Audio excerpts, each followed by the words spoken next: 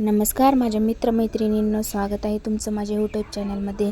आज आपण बनवणार आहोत बेसनचे लाडू। दिसतात का नाही छान, पण असे बारीक छोटे मोठे केलेत कारण माझ्या घरात लहान मुलं आहेत म्हणून त्यांच्यासाठी छोटे आणि मोठ्यांसाठी मोठे। आता इथे बेसनचे लाडू बनवण्यासाठी 1 वाटी बेसन, अर्धी वाटी तूप आणि थोडी साखर घेतलेली आहे चवीनुसार आणि वेलची घेतलेली आहे 2-3। त्याची साल काढून मी आता हे मिक्सरमधून काढून घेतलेलं आहे। आता कढई गरम करण्यासाठी ठेवली, त्यामध्ये मी तूप टाकणार आहे।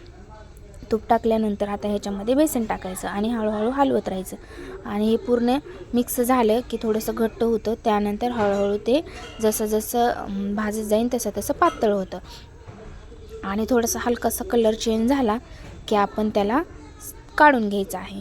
तोपर्यंत कमी गॅसवरती छान मस्त असं खमंग भाजून घ्यायचं आहे आणि ह्याच्यापासून 2 मिठाई तयार होते, एक तर बर्फी आणि दुसरे म्हणजे की लाडू। आणि खायला देखील खूप टेस्टी लागतात। नक्की बनवून बघा।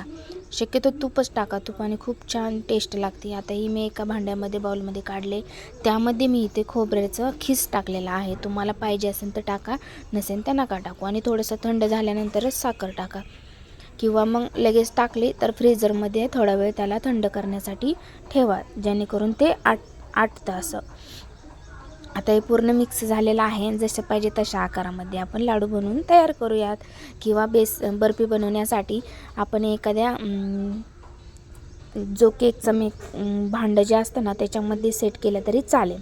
खूप छान बनतात आणि खायला देखील खूप टेस्टी लागतात। नक्की बनवून बघा। रेसिपी आवडली तर चॅनलला सबस्क्राईब करा, शेअर करा, बेल आयकॉन